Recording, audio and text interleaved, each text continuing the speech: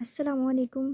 تو آج ہم بات کریں گے میگنا کارٹا کے بارے میں۔ یہ ایل ایل بی پارٹ 1 کے سلیبس میں انکلیوڈڈ ہے۔ میں کوشش کروں گی کہ اس سوال کو ذرا آسان کر کے آپ تک پہنچا دوں تاکہ آپ کو پیپر میں لکھنے کی آسانی ہو اور آپ اسے آسانی سے اور جلدی یاد کر لیں، کیونکہ کتابوں میں تو یہ کافی لینتھی سوال ہے۔ تو آج کی ویڈیو شروع کرتے ہیں۔ اگر ویڈیو آپ کو پسند آئے تو لائک کریں اور ایل ایل بی پارٹ 1 کے اسٹوڈنٹس کے ساتھ اس ویڈیو کو لازمی شیئر کریے گا۔ ہو سکتا ہے آپ کی چھوٹی سی کوشش سے کسی کی مدد ہو جائے۔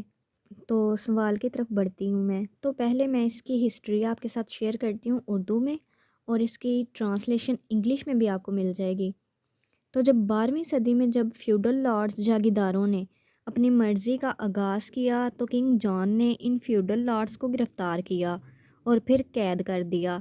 اس کے نتیجے میں ملک میں بغاوت پھیل گئی جو ملک کو خانہ جنگی کی طرف لے گئی۔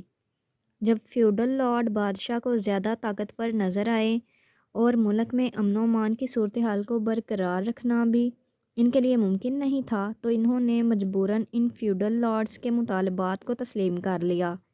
اس موقع پر بادشاہ نے جاگیرداروں اور رعایا کو جو حقوق دیے، ان کے رسم الخط کو میگنا کارٹا یا عظیم چارٹر کا نام دیا گیا ہے۔ Important provision of Magna کارٹا۔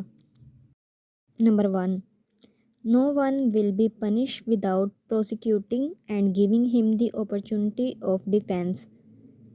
مقدمہ چلائیں اور دفاع کا موقع دیے بغیر کسی کو سزا نہیں دی جائے گی۔ اس کا پوائنٹ نمبر 1 یہ کہتا ہے۔ پوائنٹ نمبر 2 پہ آ جاتے ہیں۔ No person will be arrested until the requirements of law are fulfilled۔ جی یہاں پہ کہتے ہیں کہ قانون کے تقاضے پورے ہونے تک کسی کو گرفتار نہیں کیا جائے گا۔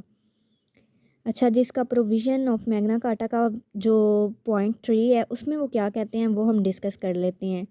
دی punishment of penalty shall be in accordance with the nature of offence while imposing the penalty the status of the offenders shall be kept in mind۔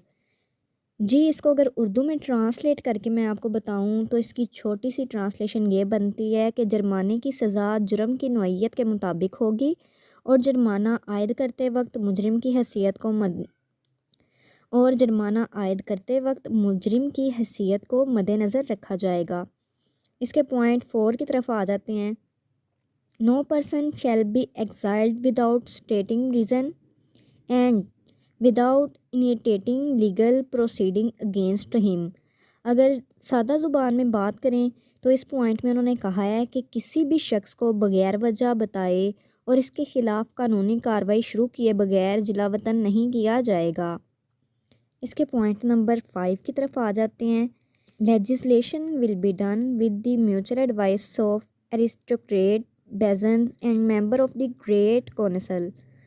اچھا جی، اشرفیہ باسوس اور عظیم کونسل کے ارکان کے باہمی مشورے سے قانون سازی کی جائے گی۔ یہ اس کے پوائنٹ 5 میں بتا رہے ہیں۔ تو اس کے پوائنٹ 6 کی طرف بڑھتے ہیں۔ ٹو اپوائنٹ دی ججز in the court their ability shall be made the standard of their appointment.